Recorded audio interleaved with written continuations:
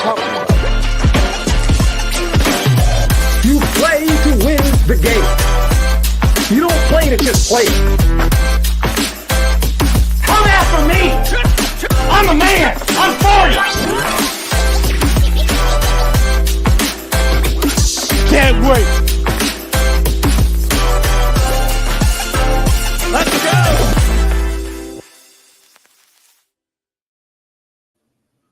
Hey everybody, what is going on? It is your boy Guardy3. And of course, to my right, it's maybe one of the only few people I know that is more knowledgeable about basketball than I am. It's your boy, Mo Betta. Mo, how you doing today, sir? I'm doing well, man. We're just coming off of the NBA in-season tournament, the excitement of that, and now we're on the other side where the league is in full gear. So I'm psyched for this. I'm ready. Oh, me too. I am 100% ready to go. I am here for it. But why don't we start with our before we get to that in-season tournament, why don't we start with a little bit of talking about underrated players or teams? Let's do And, this. of course, it's we're getting into the Christmas spirit. So I thought about the topic of giving, of course. So why don't we start with you, Mo? Do you have a player or a team that shared the ball really well? Because our theme this week, underrated playmakers. An underrated playmaker. You know what? I do have one. He's back from the early 90s, maybe mid 80s, early 90s. Mark Price. I think Mark Price from the Cleveland Cavaliers is one of the more underrated point guards in NBA history. Not only was he a terrific playmaker, if you ever saw him play, Mark Price's jump shot was water. Like, Mark Price was a bad man. He was one of the first players, Brett, that I saw that would split the double team. So, yes, Mark Price is my underrated playmaker. That's a great answer. I'm here for that. I love Mark Price, and I went back and watched some of his old film, and what he was doing was ahead of its time for sure. The way he could shoot off the dribble, split double teams. Not a lot of guards were doing that back then. Right, especially in that league where it was more like a grind and a half-court game. He was playing a style that I would say is conducive to what we do today. Yeah, Mark Price in the modern NBA would be a really fun watch, that's for sure. Who's your underrated playmaker? So I'm going to end up kind of mentioning a team in a whole because the guy I wanted to talk about was Manu Ginobili. Oh, okay. That dude, well, he was a phenomenal passer. And the way that not only was he a phenomenal passer, he could pass from so many different angles and just sidearm. He was a crazy passer. But the other guy I almost thought about, and this is why I almost went with the full team, was I think that also another underrated passer was Boris Diaw, and it got me thinking of the 2014 Spurs team as a whole. So Boris Diaw was a really good. You just brought it up. That whole team, that was a good passing team. Boris Diaw, Tony Parker, Manu Ginobili, even Timmy D from the post was a solid passer. That was a really good team. Yeah, so that I was thinking before this started, I was like, man, it's Manu, but I also want to talk about Boris. So my underrated passing or passers, I'm just going to put this whole team out there. 2014 beautiful game Spurs. That team was just phenomenally coached. If you go back and watch that team, it's almost like you're watching the modern NBA with the way they spaced the floor, cut, and moved around Timmy D in the post. That's obviously a little outdated, but just overall in general with the way the rest of the team played around Timmy, that just looked really modernized basketball. They played with pace and space. And it's funny because they got away from what they had won previous championships from, where they would walk the ball up and kind of ground it up and play through the post. Give credit to Tim Duncan for saying, you know what, I'll still be the defensive anchor, but I'll take a step back. You know what I mean? He was not the offensive focal point of that style of play, but it worked for them to win another championship. Yeah, no, the way Tim Duncan was just always irrelevant throughout his entire career, still making all defensive teams the year he retired, making an all NBA team his rookie year. I don't think that's talked about enough. The way he adapted and just remained at an all NBA level literally throughout his entire career is just insane. I feel like the back half of his career is very similar to, and I know some really, really old timers will call this blasphemous, but it's very similar to Bill Russell in his prime. More of a defensive playmaker from the defensive end, didn't really score a lot, but he was the anchor to that team. Like they still played through Tim Duncan, and he was still the leader of that defense. He wasn't averaging 22, 23 then. He was averaging like 14 or 15, but he was such an elite rim protector. He impacted the game on both sides of the ball still. Yeah, no, he's one of those. It's why when I see some takes too, like I saw it was a TikTok, and I found this very ironic. There was a clip of Jason Williams, and he's talking about how defense is overrated and how it does it really win championships. Like, listen, Jay Will, like all due respect, I know you didn't really play much defense, but at the same time, like you don't see it throughout history where you have a team win a title without a top 10 defense. So when I saw that, I really thought that was just an absolutely wild take by him. He believed. Look, here's the thing: that Kings team when he was on Sacramento, very exciting team. They didn't, and even when they moved on from him, they didn't win a title. But the best version of that Kings team was when they got rid of him for Mike Bibby, because Mike Bibby was a better shooter, a much better shooter. Mike Bibby competed on defense at least. Like Jason Williams didn't compete on defense, and for all his hot dogging and his highlight reels, he was a terrible shooter. He just was. I'm good on to him that he went on to the Heat when he was on the back end of his career as a role player and won a title off of D Wade's back.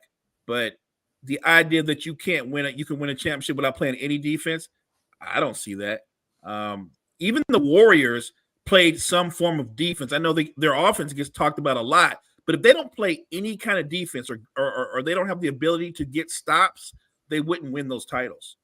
Right. That's why the playoffs look so easy for the Warriors too, because they were also a top 5 defense.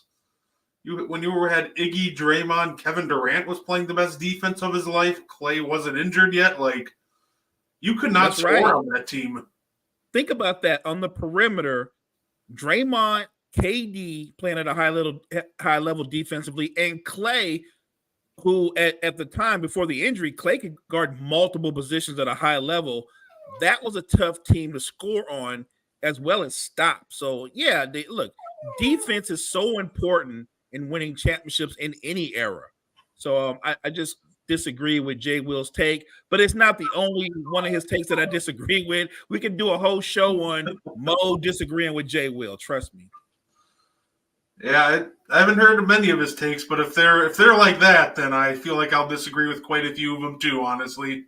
Let's just say that he subscribes to the Gilbert Arenas way of viewing the NBA. Oh boy, I don't think I've heard a Gilbert Arenas take that I've liked yet. No, and look, Gil was an explosive scorer, so it's not like it's coming from a guy that didn't play at a high level. But just because you played the game, it doesn't mean by default your take on the game is correct. And it's funny because I see a lot of like fans, just like casual fans, they'll be like, well, why you didn't play at a high level? We should be listening to the guys that played at a high level. But right. And I respect that. I get that. Yeah, I respect them for doing that, but man, some of these like high level guys like Gilbert just have the most like wild takes. It's like, I'm sorry, I can't do it. It's like when Trevor Reeves said Gilbert was the greatest second round pick of all time. It's like, am I supposed to just believe that because he's an NBA player, even though I know it's not true? Right. Exactly. Look, every opinions vary, and I love it that we all have different opinions. Even let's say us non-pros versus the guys that actually did it. And I have the ultimate respect for anybody that played basketball or any sport at the highest level. It doesn't mean that your take is the ultimate, take. It's just a fact of reality. I've heard Gilbert Arenas say some crazy stuff. I've heard Jay Will say Draymond says crazy stuff. Look, even JJ Redick. There are very few players that I would say JJ's probably the closest when it comes to making an NBA take that he's kind of level-headed with his takes. You might not agree with them, but I can actually see his point. No, absolutely. Then of course we got the chats popping. Of course we got Daniel Barry Sports Highlights. What's good? What's up, Daniel Barry? What's good? Of course, Gene says, "What's popping, y'all? How's it going, Gene? Thank you for tuning in. Gene? See you tomorrow." Say, Powell, thank you for tuning in, and then we got Keith also. So thank you guys for tuning into the show. What's up, Keith? You guys tuned in just in time to hear some talk about the in-season tournament. Now, Mo, let's start off with you. I'm going to ask you a question. Yes, we're raising that banner, buddy. We're raising it. We're popping champagne. The parade's set for Saturday. Yeah, we're all in. That's what I was going to ask you about, because now a quote from Kobe is coming out where he talks about we don't hang conference championships. We don't hang divisional championships. We only raise one kind of banner. So I see a lot of people kind of agree with him and kind of are upset that they're raising a in-season tournament banner. What is your take on that? Are you okay with them doing an in-season tournament banner, or do you think it's kind of going overboard? Let me start with this. I enjoyed the in-season tournament. It was a success.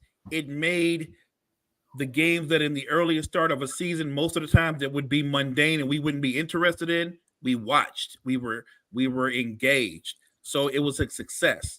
And the Lakers winning it, it's a great accomplishment. There's only one first, and that I agree with LeBron. And so it's a great accomplishment. You move on. I'm of the mindset of Kobe. I've always been of that mindset that the Lakers play for titles, not conference championships. They don't walk around with their conference t-shirts on or conference champ t-shirts on.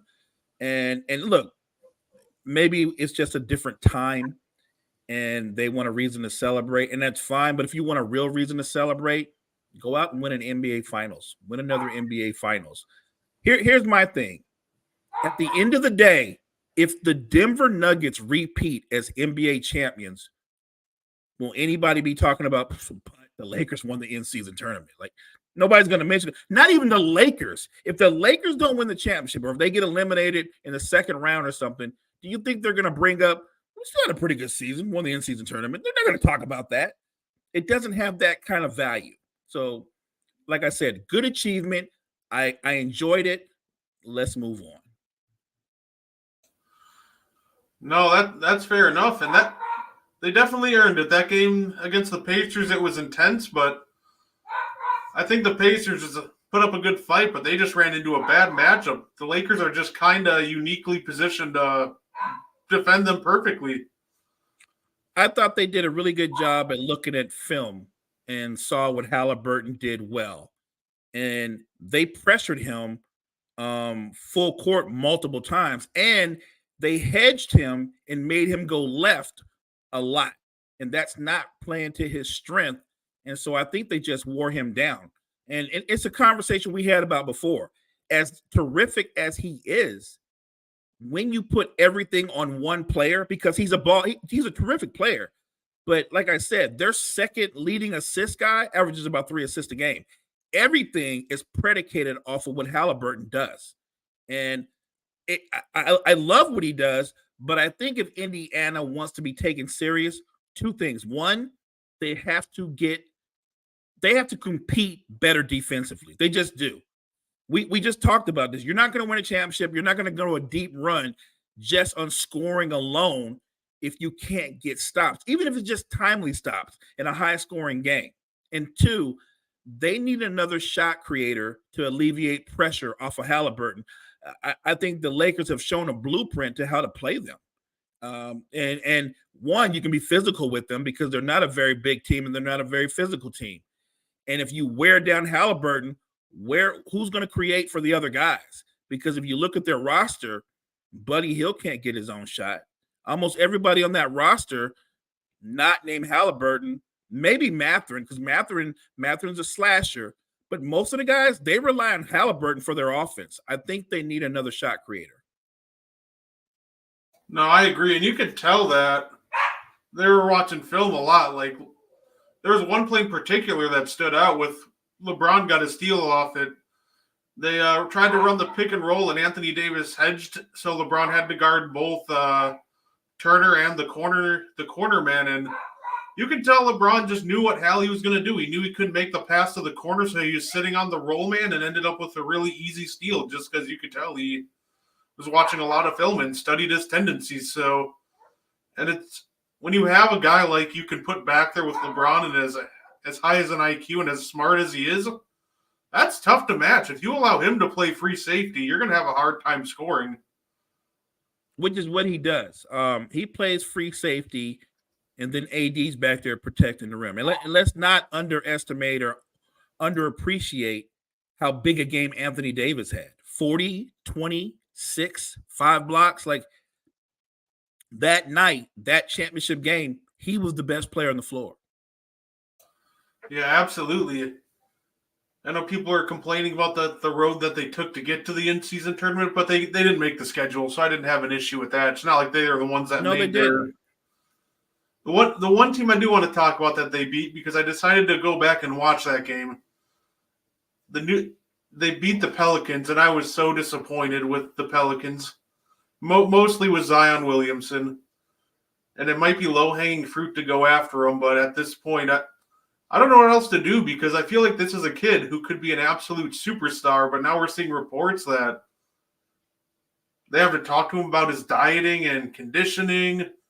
We're seeing, and you're seeing it in game. Like, there are multiple times where he's just not bothering to contest shots. He's letting guys go by him. He's not going up for rebounds. So what do you make of Zion at this point? Like, because I'm not sure what to make of him, because I feel like he should be a superstar, but he's just not. So I think he's a talent, and I don't want to confuse potential and talent with actually being a superstar by default. He's got a great highlight reel, and he's got a string of games where he's been a beast. But if you said right now, name a superstar in the NBA, Zion's not a superstar. He's not. He could be if he put in the work, but right now he's not a superstar. He's an all-star. And I was disappointed, not just with the fact that he was out of shape, but from the opening tip, he submitted. He wasn't trying to compete. He caved. LeBron guarded him in a way to where it's the way people guard Draymond Green. He spotted him 15 or 20 feet. I mean, and I'm yelling at the TV, like, if you're not going to shoot a jump shot, you have to make up the distance between the two of you, right? Like, if LeBron's going to back off, you have to attack him while he's backing off, but you can't just sit out there confused because he backed off you 15 or 20 feet. And Zion had no idea what to do. And defensively, he's never been a good defensive player. He can get highlight reel blocks, but put him on a guy who can score, that guy's going to eat him alive. Zion Williamson, as a basketball player, has a lot of work to do. I would say if I'm the Pelicans as a franchise, it seems like they handle him or they walk around on eggshells not to upset him. And I think they need to realize it is a business. And while he has a lot of potential, if you don't trust him or you don't trust him to be your franchise player, at some point, you have to have the very real conversation of moving on from him. Because if you trade him, and you know this, Brett, because of his age and his potential, you will get back a huge package. Yeah, he almost seems like he needs to go somewhere like Miami where they're going to tell him, hey, be in shape, just not really put up with any of his BS. But I'm not sure if he'd want to go somewhere like he that. Doesn't want to go to Miami. I don't think he wants that smoke, but at the same time, that almost seems like it would be like the best fit for him because it would keep him in shape and the shape that he needs to be in to dominate. It's what he needs. Miami would be like a boot camp for him. That's what he needs. He needs to go to Miami. He don't have to stay there, but maybe he goes there for 2 or 3 years, mature some, and then moves on. But yeah, Miami is somewhere he needs to go. I would say San Antonio, but this is an older Pop. And he's already dealing with a super young team. I don't think he would want the headache of a Zion Williamson. So yeah, look, with him, it's all about his commitment and his dedication to his craft. If he puts in the work, Brett, I have no questions he will elevate himself to be a superstar and a legit franchise player. But right now, he's just potential, and we don't know whether he will fulfill that potential or not. Speaking of the Spurs, it's pretty wild to think that there's two teams right now going on with 17 or more losses in a row. I don't think we've ever seen that. And the worst part is it should be 3, but Detroit and Washington happen to play each other. Yeah, that's true. To me, that's just wild to think of. But next we're going to be talking about the Chicago Bulls. Don't go anywhere. But for now, a word from our sponsors. Hey guys, it's Pavel the Cat.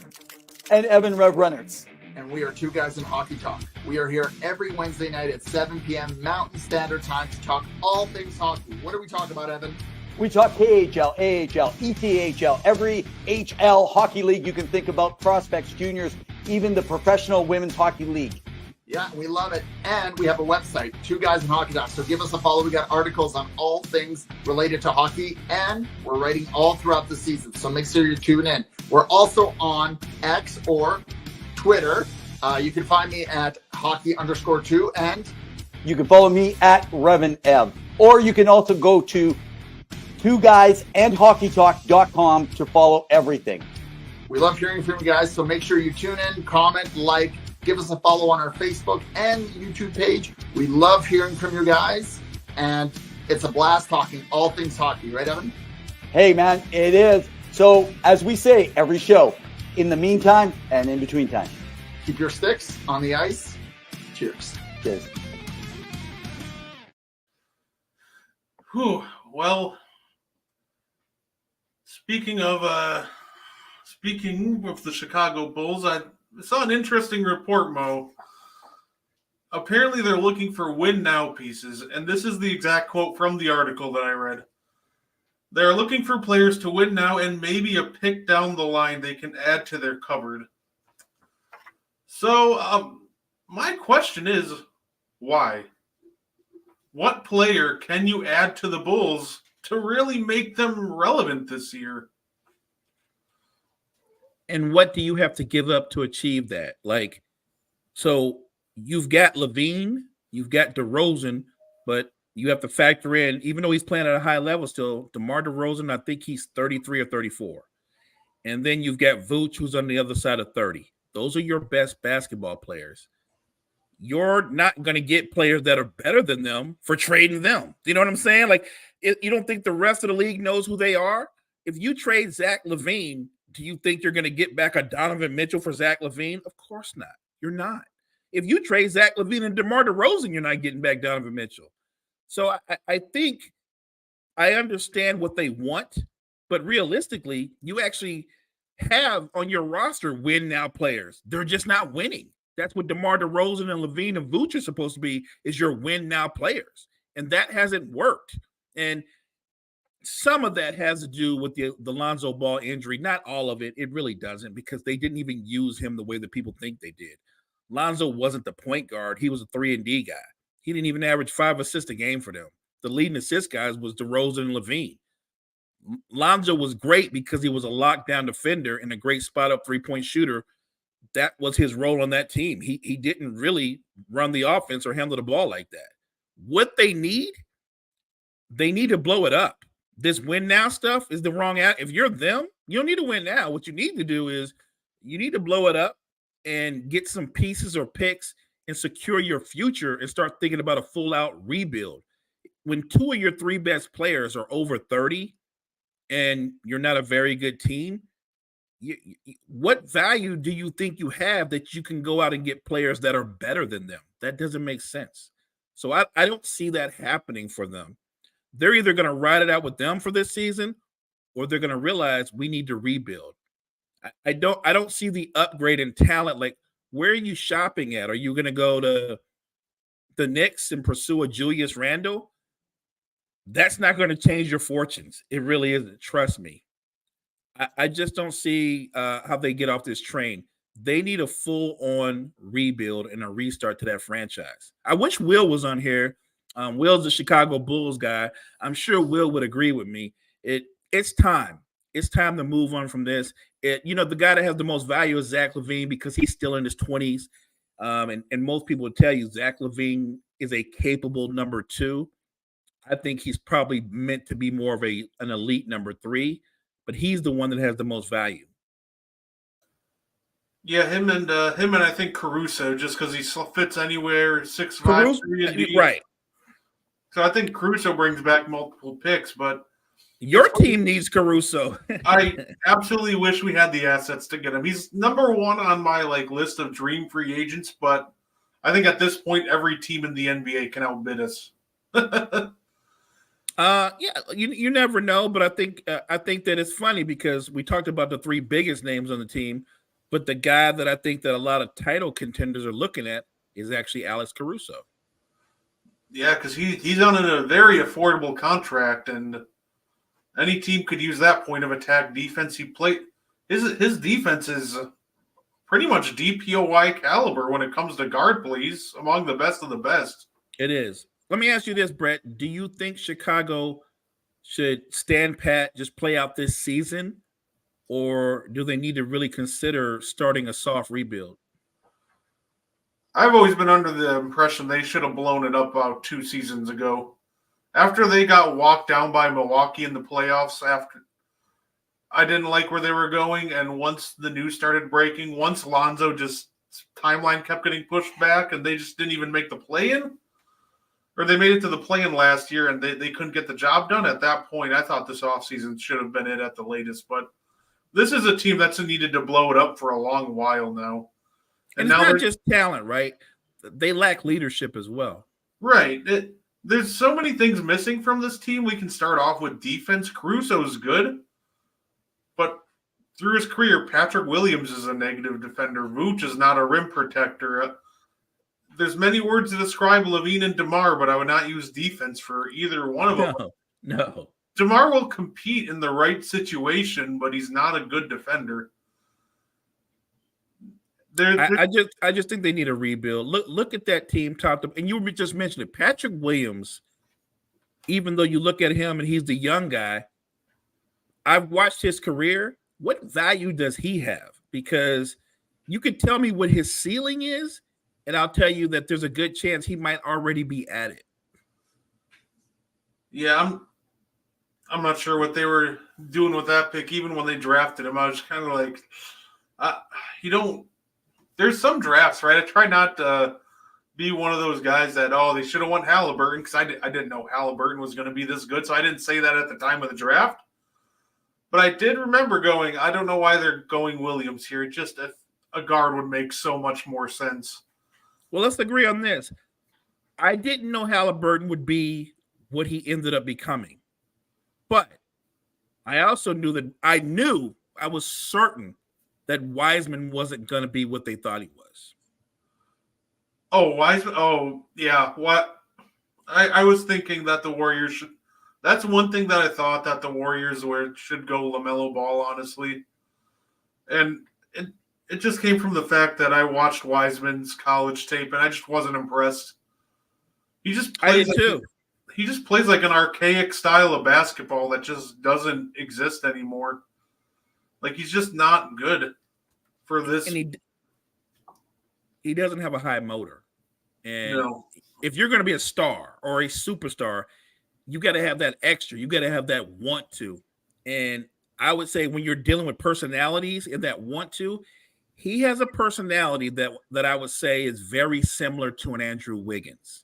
And I'm not trying to criticize Wiggins, but Andrew Wiggins has all-star, almost superstar-like talent, but he never had an all-star superstar mentality. He became an all-star in Golden State, but he did it in such a different way. He wasn't their first or second option. He was like their third option, but he was their best defender. I thought this is the perfect home for Andrew Wiggins.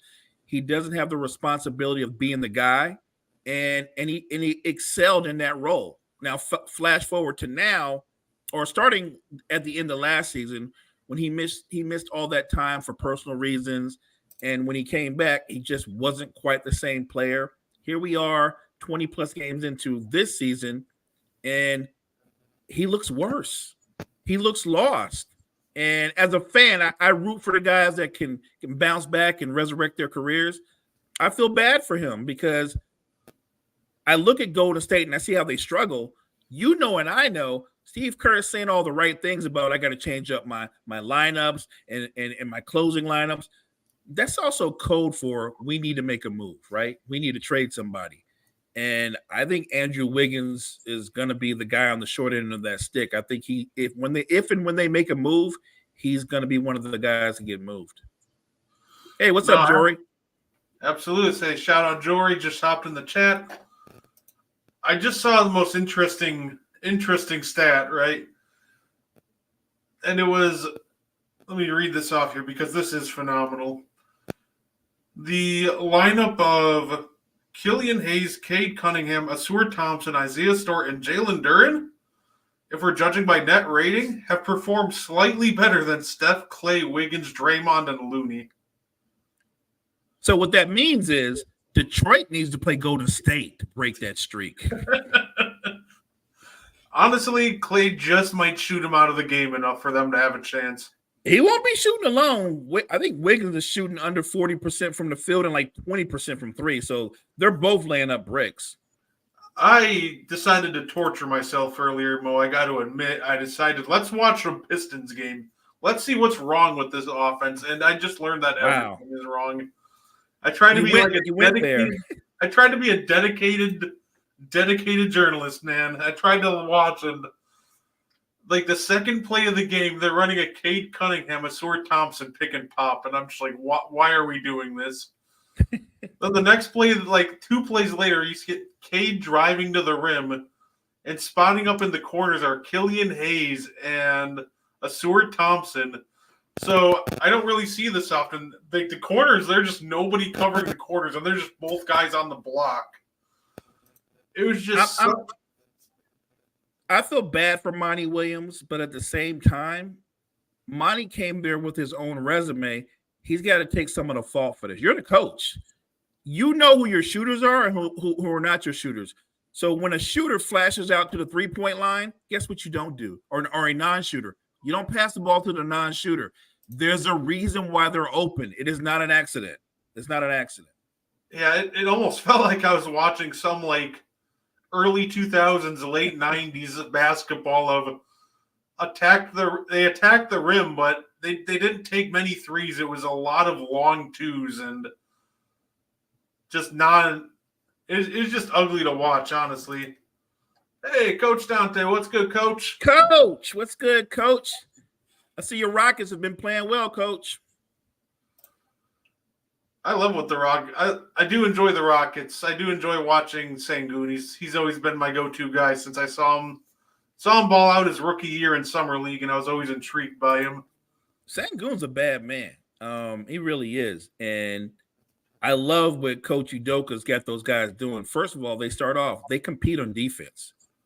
That's the starting point. He has those guys competing hard on defense, and they don't give you easy possessions. And on offense, I still think they could be a little bit better on offense, but I think that chemistry is coming along because now you have a real point guard in Van Fleet. And to its credit, Dylan Brooks has actually been good for them. He's been solid for them. And the younger guys have picked up their effort defensively. So I like what they have. It's funny because you can say a lot of names, but the name that people don't really realize, the casual fan, is their best player is Sengun. That's the guy. That's their centerpiece, like literally their centerpiece. And I think the Rockets are going to make the playoffs. I don't think they're going to be in the play-in. I think they're going to actually make the playoffs outright. Ooh, that would be interesting. I think it's funny to watch too about the Rockets and especially about Fred Van Fleet. You saw people bashing on him for that big contract, but now let's look at the Rockets offense compared to Toronto. Now Rockets look much better, and as rough as Van Fleet looked at times, Toronto looks absolutely lost now. So watching them with and without Van Fleet, it's almost night and day. It almost shows how big of an impact he really had there, just getting everybody set. You know, the problem with You know what the problem with the Raptors are too, right? They're built. Their roster construction is so odd because when you look at Siakam, when you look at OG Anunoby, when you look at Scotty Barnes, they're very similar players, all of them, and you have almost the same guy at three positions, and none of them are really good shooters. Like Anunoby's capable. Siakam is probably better, like 12 feet in. That's his strength. And Scotty Barnes is probably better, like maybe in the restricted area when it comes to shooting. Like, my point is, they keep repeating this cycle like we're going to get better. You're not going to get better. You're not going to be one of those guys, or maybe two of those guys got to go. And I understand Scotty Barnes can still get better. He's the younger guy and you want to keep him. But that's another team that I think it's time to start thinking rebuild. No, I agree. And it's just, there's just so much regression from that team. I think a good spot to see that too, and what was mind-boggling to me, a good way to look at the regression of the Raptors too is look how badly they've regressed in the most basic of categories, free throws. They were a bad free throw shooting team last year. That's what cost them the play-in game. They should have beaten Miami, but they went like 19 of 36 from the free throw line. Wow. And then they come in this year, and they're even worse shooting free throws. I'm just like, how in the world? And this offense is it's just so stagnant. They're drafting the same player like over and over again, hoping one of them breaks out into a star, which right. I do like Scotty Barnes. He's been balling out this year.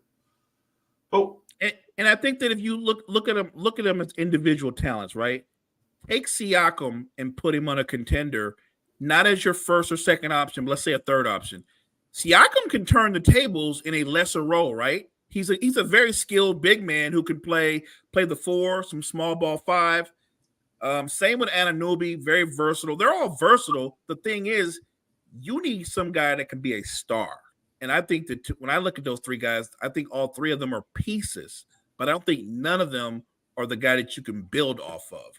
And Toronto doesn't, at least their front office doesn't seem to get that. They didn't get that memo. Like you said, they keep drafting the same people and they're expecting success.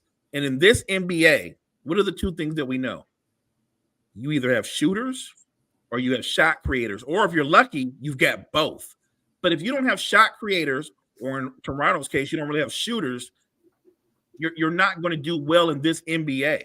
You're just not. And they just lack overall team versatility when you look at their roster construction. I'm looking at a team like the Sixers. They didn't make a major move outside of getting rid of James Harden, but by getting rid of him, getting rid of that ball stopper, all of a sudden the ball became live, and everybody became part of the offense. And maybe that's what it is. They need to change. They need a change of philosophy, because right now, when you watch Toronto, they're very stagnant. The players look like a bunch of guys, Brett, that are very disinterested, and that's not a good sign when you're the head coach. Yeah, they seem like they've totally tuned him out at this point, and it'll be interesting to see if they can figure it out, or are they just going to keep making the same mistake over and over again? Because we've seen Pascal as the third guy. He was really good in that 2019 finals run. He was. When he was behind, Leonard and Lowry. Like, he was absolutely fantastic. So I think he can still be a really contributing piece, but they just gotta start splitting some of these guys up, because you can't have three guys who like attacking the same spots on offense and expect it to work. Let me ask you something. If you're Golden State, would you trade Kuminga and Wiggins for Siakam? You know what? I think I would. It's a risk, obviously, but I don't think Kuminga will ever reach that all-star ceiling, and I think Wiggins just looked like he's lost his confidence right now. Yeah. I'm not sure what's going on with him, and there's no guarantee he's ever going to get out of his own head. It literally is not about what he does on the floor as much as what's going on in his head, Brett. I'm with you 100%. Whatever's holding him back, it's mental. And I don't know how he gets over that hurdle or gets out of that funk. But I do know that when you look at Golden State and they're trying to be patient with him and they're waiting for him to come out of it, he is struggling mightily. And I in my gut, I thought, like I said, I thought that would be his home. But I do think if and when the Warriors make a move, he will be part of the package. Yeah, absolutely. Because you want to win now while you still have a top 5 player with Steph. Like Right. you can't afford to wait for him to break out of his mental block. So that's it. Yeah, personally, that is a trade I would make if it's on the table. Actually, I'll ask one more question before we get into our center conversation, because I had an interesting question pop up on the Discord chat that I'm in. If you were the Philadelphia 76ers and you can get either one of these players at the same price, would you rather have Kyle Kuzma or Alex Caruso? Oh, that's interesting. I would say if I'm the Sixers, when I look at what I have on my roster, I would take Caruso, only because you can make a case that Kuzma is just a younger Tobias Harris. They're very similar. Their skill sets are identical. I would say Tobias Harris is more efficient. So if I've already got a Kyle Kuzma, I don't need the other Kyle Kuzma. I need a guy that can get stops and make plays on the defensive end and can make timely shots. That's Caruso. Yeah, that's fair. That was my answer too. Plus, I know he won a title, but even Kuzma's play in those playoffs, I wasn't really too blown away by. Now, granted, he's older, he's gotten better, so if he gets back, maybe he shows improvement. But judging by how he played in the first 2 postseasons he was in, I would absolutely take Caruso. And I'm not. This is not to say that Kuzma's not a good basketball player. I think that everybody's got a ceiling, right? Yeah. And what Washington is learning in a very hard way is Kuzma's not the kind of guy that can be a number 2 or a number 1 in a good basketball team. If he's your number 2, you're in trouble. If he's your number 1, you're in the top 5 in the lottery, and that's just a fact. On a title contending team, Kyle Kuzma is probably your 4th option more times than not. I think that's a compliment, honestly. On a title contending team, he's probably your 4th option. I don't think it's an overstatement to say he and Tobias Harris are very much the same guy, except Tobias Harris is the better version. Yeah, absolutely. A lot of people would take that as an insult, but what a lot of people don't realize too is, not everybody can actually make an impact on a title contending team. There are guys that just aren't cut out for that, honestly. You brought up a name early in the show, Boris Diaw, prime example. He never was a star per se, but you put him in a certain role with talent around him, like a Tony Parker, Tim Duncan, and Manu Ginobili, and he shined. He shined. He played well in that role. He played well in his role when he played with the Suns.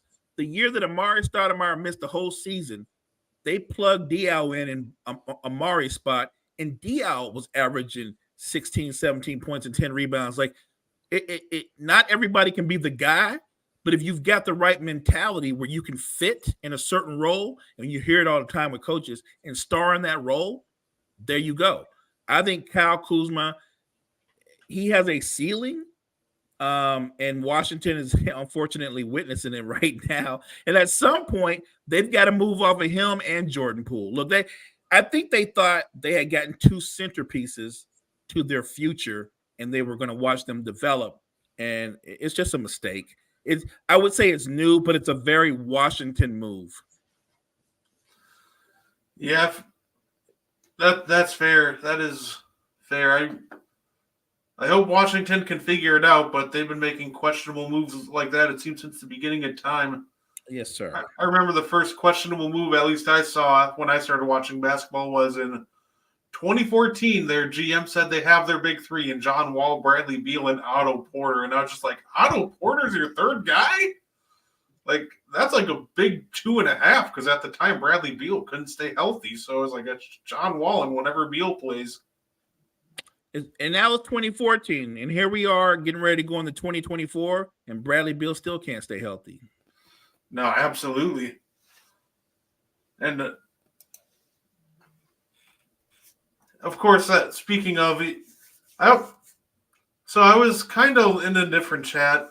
The last topic that we actually have, or one of them, I wanted to talk about the modern center a little because this came up because I was looking at just simple, pick and roll stats, right?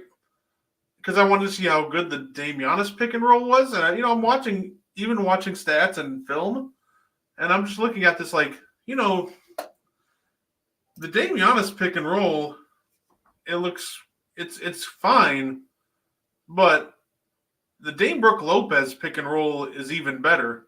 And I started going through like a laundry list of like, these newer centers, like your Evan Mobley, your Jaren Jacksons.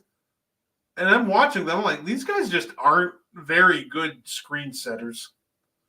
Like they're just not physical, like, I'm used to seeing with their counterparts, like Steven Adams, throwback player, he'll level people. Jared Allen's a very good screen setter. Draymond Green. Right. I'm just kind of curious. Do you think as these players get more skilled and more used to playing in space, we're going to see like the little things like setting a firm screen like kind of fall to the wayside? I think that has already happened. When you look at the teams that have had sustained success over the last 6 or 7 years, some of the things that they do very well that doesn't get talked about very often are fundamental things. That's setting picks. When you set a pick, you make everybody a threat. You make everybody an option. One of the things about playing Golden State when they're at their best, yes, we know Draymond is a terrific screen setter, but you know who else is a very good screen setter? Steph Curry. Steph Curry is a terrific screen setter. And when you're chasing him and that guy sets a screen, and then by default, your mental tells you, oh, no, Clay's open. Right, so you go to Clay. But then Clay kicks the ball back to Steph, and Steph is always live because he always stays involved in the play and the action. So I do think that a lot of today's players, even though they're more skilled, the little things not everybody wants to do. And I do think that kind of waters down the game to some degree. Look at Zion. Zion's built like a tank. We talked about him being out of shape, but if he was involved in every play and he just set a basic screen, if he just stood still, matter of fact, without trying to touch anybody, he'd be a great screen setter because of his size alone. But how many times do you see Zion Williamson set picks? You don't. It's a lost art, and the smarter franchises, the more successful fan. You know who's good at it also? Bam Adebayo. Bam Adebayo is a very good screen setter, and by being a good screen setter, Bam stays active in the play at all times because he's actually very quick for a center as well. Bam doesn't move like a center. I would say he moves like a small forward. He's quick. He has a quickness to him. You make a great point. And we have to also realize that a lot of the centers, though, their skill sets are different, right? Embiid and Joker can do everything. Bam can do a lot of things, but he can't score the way Embiid and Joker can. Then you got guys like Evan Mobley, who long, rangy, but very slender. So any kind of physical play is going to be a struggle for him. Then you got guys that are divers, like Mitchell Robinson of the Knicks and a few others like that, who don't really have an offensive skill set. They're just very agile, athletic, and long, can finish at the rim, like Clint Capella, right? Those types of guys. So they vary. They all vary. But very few of them look to stay active and put their body on another player. By the way, John Suggs brought up another great guy. Domantas Sabonis is a terrific screen setter as well. I just think that very few guys now adopt that mindset to set picks, to put their body on people. Matthew, thank you for tuning in, sir. Would you put Gobert on that list? I absolutely. Listen, it's people blast on Gobert's impact on offense, but every team that he's on, they're better with him on the floor offensively. That's not by accident. That's because he erases people with screens and gives his shooters either a pocket to step up in or him rolling to the threat. Him rolling is still a big threat. So Rudy Gobert is absolutely on this list. Yeah, I would put him there. And to be fair to him, I don't really judge Rudy Gobert on his regular season success. I judge him on what he does in the postseason. He's usually very good all throughout the regular season. He just is. He impacts the game so much on the defensive end, not to mention his rebounding. And as a roller, he's going to give you 14, 15 points a game. So I'm with you on that. With my problem with him is when they go to the playoffs and teams spread them out, he becomes a liability because he can't play in space. Look, you're a Bucks fan. As good as a rim protector Brook Lopez is, when teams put him out by the 3-point line and spread him out, Brook doesn't have the quickness to play in space. He doesn't. He just gets eaten alive. He just gets eaten alive. So when it becomes a game of matchups, then it becomes can keeping Brook Lopez on the floor give us more value than what he gives up on the other end because he's guarding a wing. It depends on who the wing is. So it applies to Gobert and some others as well. But look, that fundamental thing of setting picks, I just think that it's something that a lot of guys today don't embrace as much. Yeah, no, absolutely. And I think with Gobert, I think you're looking at a guy, I agree. I think he's a guy that absolutely, I think he can contribute to a championship winning team. He just can't contribute to a championship level team as one of the highest paid players. So I think once he gets off this contract, if you can get him to agree to a more reasonable deal, I think that dude can easily compete to a title contender because his impact on defense is still insane. And even with as bad as hands as he has, he's still a positive on offense. He's just limited range, just kind of kills anything that he does there. Brett, I honestly think right now the Timberwolves, as presently constructed, I think they're one player away from being a title contender. They're already a playoff contender, but I think they're one piece away from being a title contender. I really do. I think they're almost there too. My question is, how do you get that one piece? You almost have to trade like Karl Anthony Towns to get that extra piece. Well, yeah, because they traded away all their number one picks for Gobert. Yeah. So what else you got to work with? But you have Ant. And look, I think that Towns has resigned himself to the fact that he's the number 2 guy now. Could you move off of Towns and maybe get that's who individually aren't better than him, but collectively are better than him? You know what I mean? Like just 2 better pieces or better fits around Ant. I think you could. Towns has a lot of value because of his shooting ability. He doesn't shoot great for a big man. He shoots great for a 2 guard. He's a great shooter. I think the Timberwolves' best friends would almost be Toronto. Because I think if you're moving on from Cat, you got to replace him with a power forward. And that's a team that's loaded with not only young power forwards, but really good power forwards. Because you can run, Pascal at the 4. You can run OG at the 4. I think Scotty Barnes is the one that's going to be untouchable in that situation. But for sure. But those are 2 guys you can run at the 4. So I think that's probably the first team I would call, honestly, because I'm not sure what other power forward option would be better than those 2. I love the length. They're both very long as well, and they're both good finishers at the rim. So that would be a move that would make Minnesota even more versatile across the board. Like I said, you don't have to get back one guy who's as good as Cat. If you can get back 2 assets that are just better fits in their roles, Minnesota becomes a more dangerous team. Yeah, absolutely. Because you run a starting lineup with it'd be like Conley, and then let's say that's where Siakam, Gobert, and I'm trying to remember who their 5th starter is. Is it no, it's not Kyle Anderson. He's their bench piece.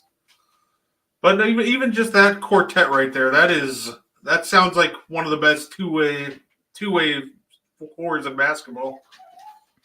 Yeah, I think I'm looking at the Timberwolves right now, and I'm thinking they need that kind of move because, like you said, they don't have the picks to go out and try to pursue a move like that. So they're going to have to trade somebody that's significant.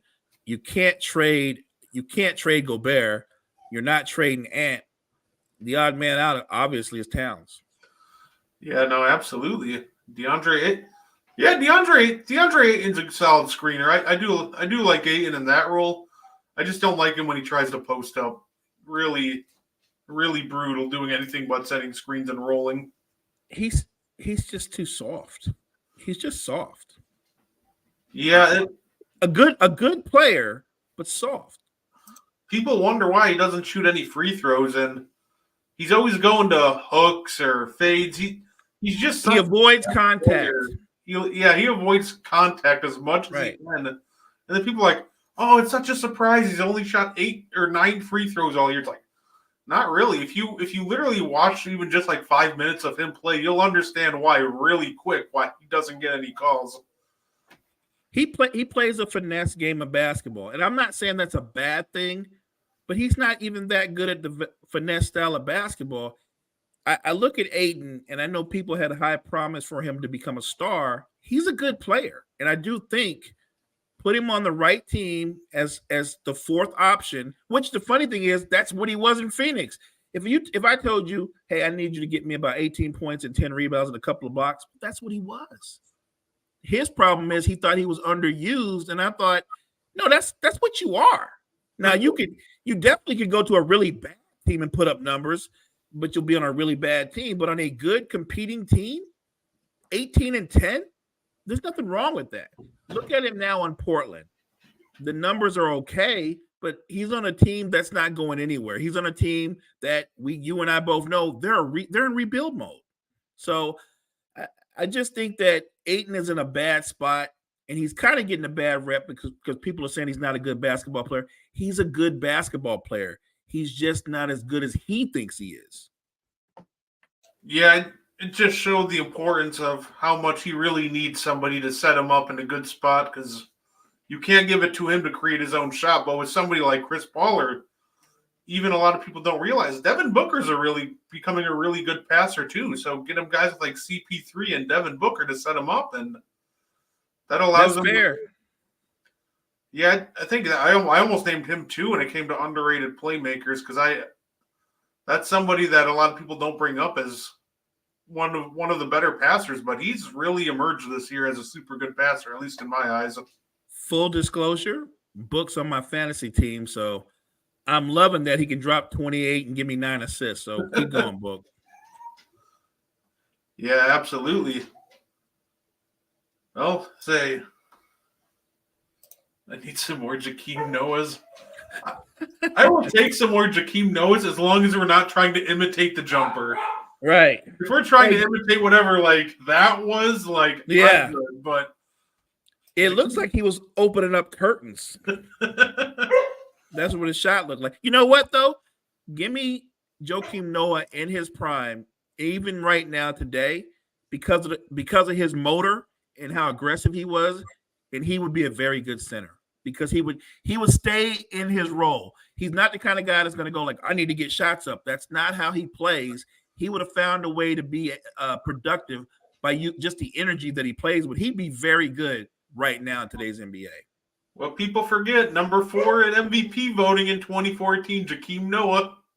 Got him a big contract with the Knicks. He was so good in his role. Yeah, that was another Knick move. That was a Knick move. Yeah, the Knicks should have known better because he was coming off injury at that point. Right, right. You know, right after they didn't learn their lesson with Amari Stoudemire, they went and did the same thing with Jakeem Noah years later. They're going to do it again, I think. They're going to do it again. If they were smart, speaking of teams that need to move from players, they need to separate themselves from Julius Randle. Yeah, I agree. I'm just not sure what team's really looking for Randle. You know what? The thing is, he's one of those players that the resume says this guy's a 2-time All-NBA player, which is a fact. But he's also the kind of guy that you look at and go, can you build a team around him? No, you can't. And does he excel in the playoffs? No, he does not. He always strikes me as a guy who should go he seems like a guy who would do great in like a small market, no expectations, no pressure, just go there, ball out. So send him to Charlotte. I think he was already there once, but send him back. I'll say, just somewhere small market where he can go. He'll be loved because he'll go put up big numbers and points. Maybe occasionally sniff the playoffs, kind of like how the Hornets did when they had Kemba and Al Jefferson. Right. You know what? I like that analogy. I think that's a great point. I think he's content with being a big fish in a small pond.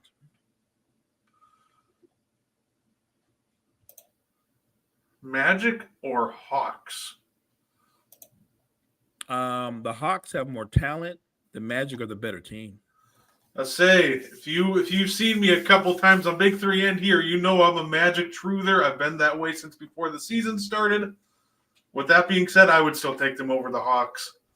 I do think that I know the Hawks and especially Trae Young gets a lot of hate, but I do think that that's still a solid team, and I do think that Trae Young still does bring a lot of good to the table. Like, it's kind of like what we were talking about when your offense is so good that it does kind of cancel out some of the bad that you do. Trae Young is such a phenomenal playmaker, and he's such a good mid-range shooter, especially from floater range.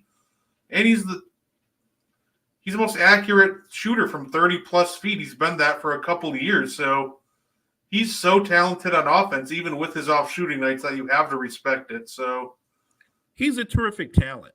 And he's going to put up numbers. I don't know if he can lead you to a championship. Actually, I do know he can't lead you to a championship. He's a terrific talent, but he can't be the best. He would never be the best player on a title-winning team. He won't be.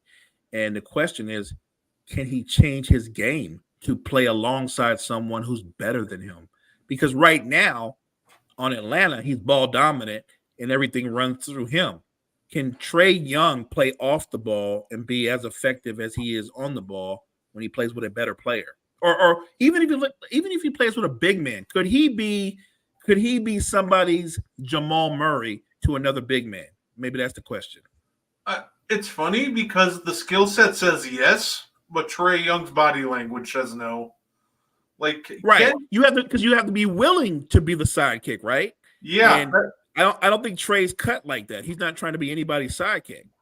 No, and why Trae Young, when he's off the ball, he looks like he learned a lot from James Harden. Just kind of go 30 feet of the way from the basket. Maybe put your hands on your hips and just kind of, be the highest paid spectator of the offense. And that's just my issue with Trae Young. It's just how disengaged he is when he doesn't have the ball. Without the ball in his hand, James Harden literally does fold his arms up like he's a coach on the court. That's what always kills me. And now you kick him back out to him. He's not ready to attack. So that advantage that Paul George and Kawhi or Russ just worked so hard to create, it's gone because now James Harden has to take a second to size up and figure out what's going on. Let me ask you something, because you just brought up the Clippers. Even though I think they've won 4 out of the last 5 or something like that, they're doing somewhat better. Big picture, though, when you look at their roster, do you think they need to stand pat with what they have, or does Steve Ballmer need to reconsider the idea of moving either Kawhi or PG? Because you're not going to move Harden, because right now his value couldn't be any lower. I almost feel like at this point, by trading for Harden, you're kind of already just went to going all in. So I almost feel like you have to keep them now. It's tough because I would have almost said before the season trade them, but now you've won 8 out of your last 10. Looking at the big picture too, you just blew all of your assets to trade for James Harden. That's the sign of a team that's all in. So at that point, like, you can move on from PG and Kawhi, and even if they're looking like they're definitely not what they were at their peak, but you're still not going to trade them for a talent that's equal or better from them. Even the sum of whatever you get, I don't think it would equal to PG right. and Kawhi bring you. And I don't think Ballmer's looking to move off of either one of them. He might move off of one of them, but he's got to keep one of them because they're moving into a new stadium. You have to have names to bring people to the building, right? The season ticket holders. So, I'm just saying, pie in the sky, looking at them right now. So you know the rule: when players get on the other side of 30, do you want to be the guy that moves them right before they hit that wall and drop, or do you want to hold on to them till it's too long or too late and then they don't have any value? Because that's what he's dealing with right now. Think about it. Harden is 32, 33. Paul George is 32. Kawhi is 31. You at some point, and really Kawhi's 31, but his body probably says he's 33 or 34, right? So at some point, you have to make that decision before you're stuck with them and they have no value. I think it's this offseason. I think this is the offseason where you really, really gotta, depending how this team does in the playoffs, which I don't think it'll go well. I just don't think there's enough movement to that offense. I think it's very predictable. Just one cut ISO isn't going to cut it. And like we just mentioned earlier, to me, one of the biggest issues of all is just how awful James Harden has been attacking off the ball.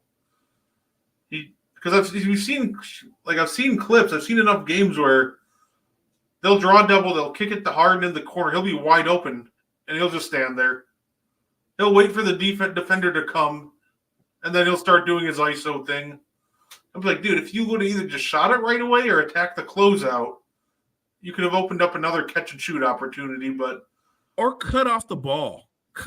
Like you don't have to stay camped out there in the corner. You're allowed to cut off the ball. No, absolutely. And somebody learned from Russ. That's something that he was doing really well before James Harden got into town. He knew he wasn't necessarily the most effective three-point shooter, so while PG and Kawhi would ISO, you'd get that Russell Westbrook, cutting into the paint, sucking the defense. Let me ask you one more question. Do you think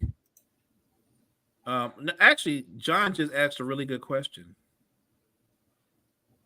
Yeah, well, he pointed out something that is facts because obviously it's not a secret. PJ Tucker has been very upset about the way they play offense because it's just so ISO ball centric that he said, and I know you saw the statement, there's not enough balls to go around for these guys, right? Like, and it's true. Kawhi is an ISO player. Paul George is an ISO player. James Harden's an ISO player. Look, even the guy that comes off the bench, Norman Powell's an ISO player. They have a bunch of ISO guys, and they don't really move the ball around, not well. Do you think going forward, even if Harden plays better, are the Clippers a threat in the West, or they're just a team that probably makes the playoff and gets knocked out in the first round? I have them getting knocked out. I don't really see them as a threat. The only way they're a threat is if Kawhi Leonard can turn back the clock to like 2019. And while last time we saw him, he looked great in that Phoenix series, the two games he played. I just don't see it, especially since I'm trying to think of how to word this. He almost seems like he's only elite defender in spurts or in certain moments, but he's not that guy all game anymore. Like, if he's matched up against a bigger wing, sure. But he's starting to get to that point where you're watching a bunch of smaller guards or quicker guards. Oh, I'm already there. But I was there like 3 years ago. Let's put this out there because a lot of people won't put this out there, but it's a fact. Kawhi Leonard and Paul George are not two-way players anymore. They're no longer two-way players. They're both high-level offensive players, but defensively, they're not two-way players anymore. They're the kind of guys where if you're the coach, you want them to compete on defense, but they're not locking anybody down on the perimeter anymore. Neither one of them. That's just not who they are. And a lot of that is age and attrition. It's just a reality. And look, when you're a primary and you get into your mid-30s, very few primaries are your best defenders. That's just the reality of it. And I'm talking about guys that are in their 20s, let alone guys that are in their early 30s with multiple injuries. So I think the mantra or the reputation that they've both had is every time you watch a Clipper game, they've got two elite wing defenders. No, they don't. They do not have two elite wing defenders. They got two guys out there that might get a stop in certain points in the game, but they can't lock anybody down. And as a matter of fact, I would make the argument the Clippers are in need of an elite wing defender. Yeah, they definitely don't. as much as I love PJ Tucker, you can try throwing him out there, and he'll do his best, but he's such a liability on offense that even watching him at the beginning, like a lot of his corner threes this year weren't falling either, and that's just kind of his bread and butter. So he's just almost a non-factor on offense. So I get why they kind of had to pull him out of the rotation. And let's not forget, he's even older than they are. I think PJ Tucker's like 35, 36. Like at some point, at least for mere mortals that not named LeBron, Father Time catches up to you. Yeah, absolutely. And that is all I have for today. Mo, is there anything you want to add, sir? No, I had a blast. If we're going to chop it up on and one, and we're talking about all things NBA, and we always start off with like our topic, and I love that, underrated playmakers. I can't wait to see what we're going to do next week. Appreciate everybody in the chat. Appreciate everybody that's watching us right now, and everybody that'll watch us later. Thank you. Yeah, absolutely. I say John, Matthew, Gene, Coach, Jory, Key, Daniel Barry, thank y'all for watching. We hope you enjoyed it, and we will see you next Tuesday for another episode of And One. Have yourselves a great night.